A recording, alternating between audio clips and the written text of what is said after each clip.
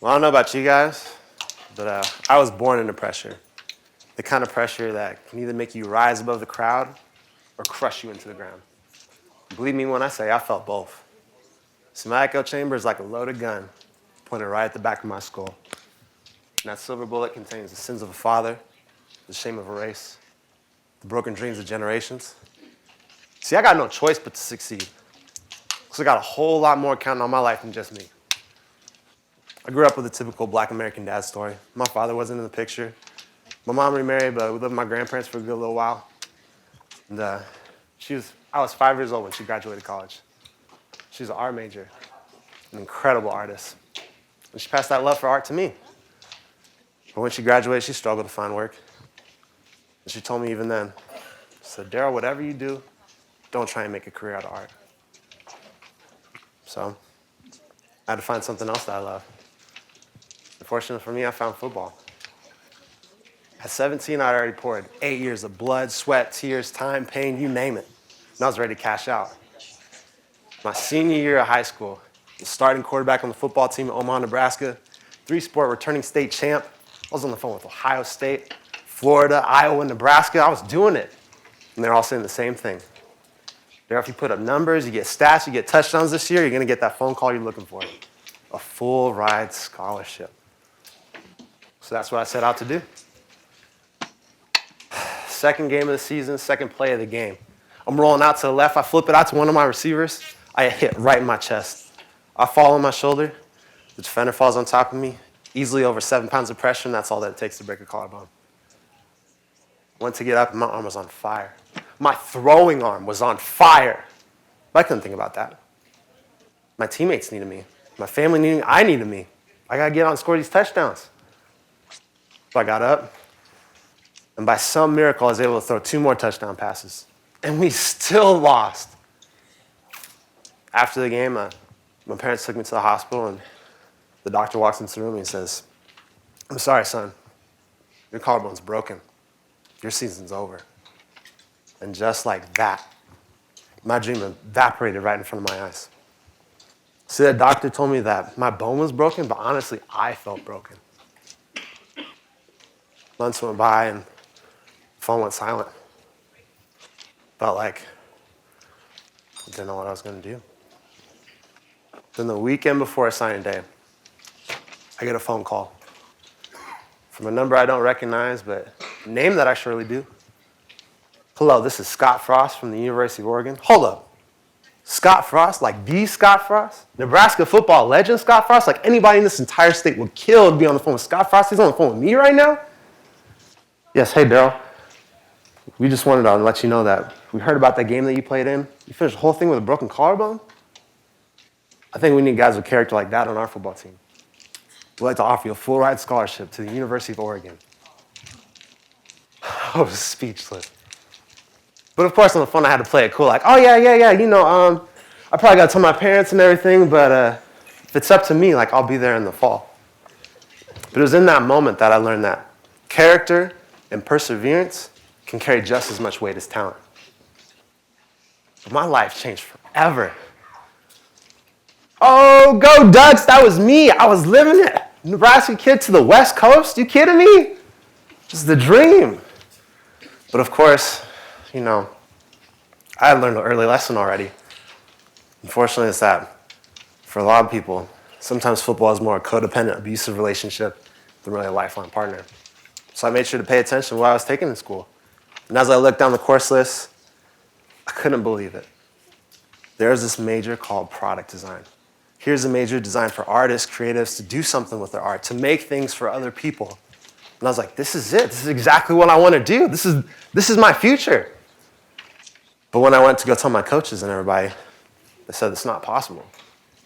With your schedule, the way football is, you're here to play football. That's your commitment. There's no way that you can do it. But honestly, I thought, you know what? Me being here this far, it wasn't supposed to be possible. So I went to talk to the dean.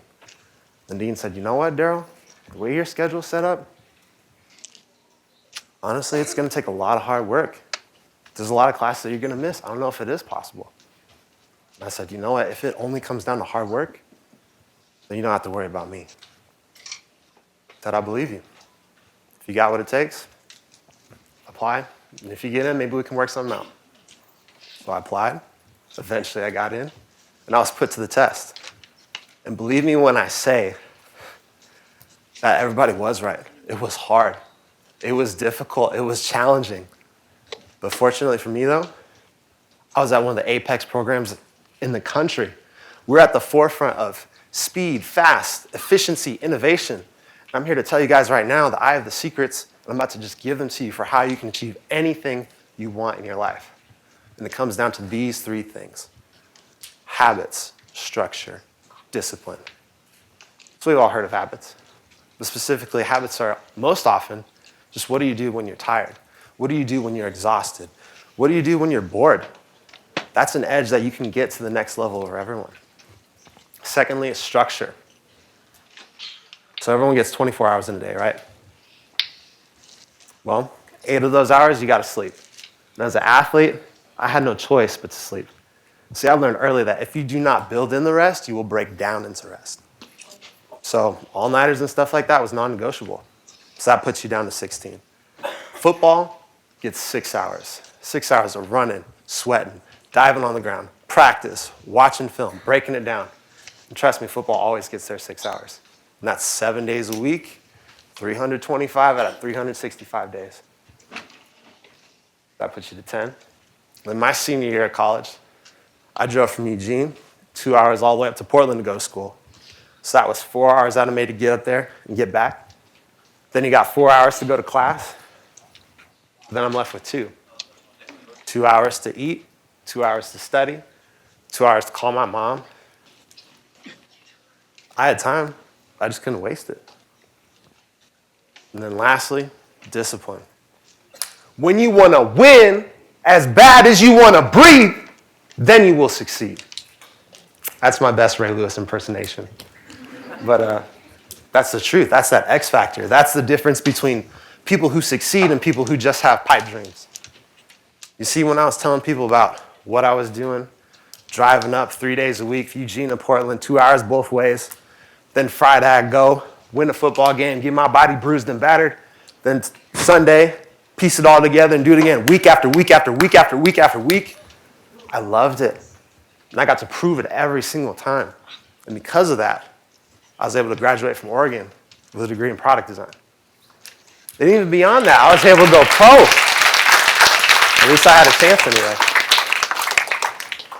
So like a select few, I got an agent, was able to go and work out for pro day, and then draft day came.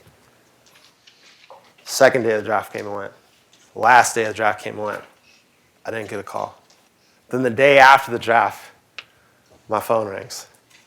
And I get a call from the Chicago Bears. The Bears! And they say, hey, we want to invite you out to rookie camp out here in Forest Park. We want to see if you got what it takes to try and make the team. So I'm like, let's go! It's happening!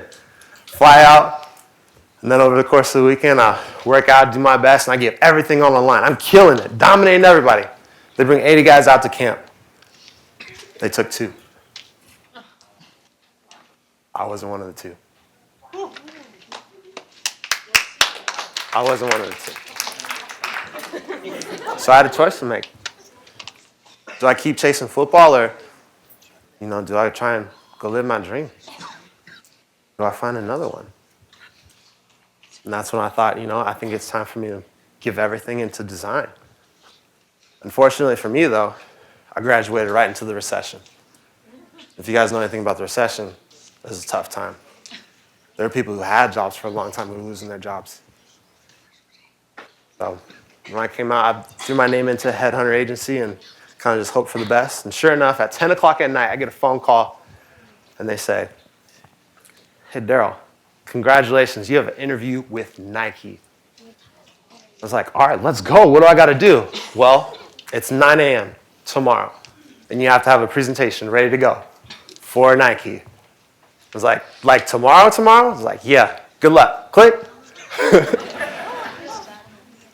You know what? I got put to the test. Habits, structure, discipline. So what did I do? I went to sleep. Then I got up early in the morning, worked on that whole presentation, banged it out, went to an interview, knocked that out the park, And at the end of the interview, I started talking to him, and I was like, you know what? I had my opinions about Nike, but I totally thought, like, how crazy is this? You guys, like, in 24 hours, make a presentation worthy of our presence. And they said, what do you mean 24 hours? You're supposed to have all weekend to work on this. Honestly, we were going to wait to tell you this tomorrow, but you're a shoo-in. We want to hire you as a print and pattern developer for Nike. And I was like, yes, let's go. Excuse me? You said print and pattern developer? Nah, that doesn't matter. I'm grateful to have a job. And trust me, was I grateful. You see, with my job, they brought me in and they put me in a side closet with 3 other people. And in that closet, I sat next to a light box. And in that light box, they turned the light off and on and off and on for 3 months. And I was so grateful for that job. And I was pretty decent at it too. October rolled around, they extended me all the way until July of the next year. But then came December. I get a tap on the shoulder and they say, I'm sorry, but we're gonna have to lay you off. And so for Christmas of that year, I went home to my family back in Nebraska and I had to tell them, I had a job. I got nothing. But I'm not coming home yet. I'm gonna stay in Portland, I'm gonna figure it out, we're gonna be okay, it's gonna work out. It's gonna work out. So in that first week of being unemployed, my wife taps me on the shoulder. She says, congratulations, you're gonna be a father. And in that moment, I am so ecstatic and heartbroken at the same time. I don't know what I'm gonna do. I'm trying to think, maybe my mom was right. Then I got a phone call. A number I didn't recognize, but a name I surely did. It was Nike. They said, hey, we heard about what you did with the print and pattern team, and we just want to say that we want you as part of our team. We'd like you to join the design team at Nike. And when I say that me getting laid off from that job was the best thing that ever happened to me, people laugh in my face. But now I have a dream job. One of those jobs that little kids write on a piece of paper and say, when I grow up, that kind of job. I design football jerseys for a living. And you know what? I work on so many teams, I can't even tell you half of them, or I have to kill you. And I can tell you right now that I owe my success to those 3 things: habits, structure, and discipline. You see, it's tough when you're walking around and you're trying to live your life, but you still feel that pressure weighing on you, like that loaded gun. But me and my brothers, we had a saying back when we used to link arm in arm in front of 60 to 100,000. You see, that pressure is what you feel when you don't know what you're doing. But I don't feel pressure because I know what I'm doing. Now you guys know how to be successful. Thank you.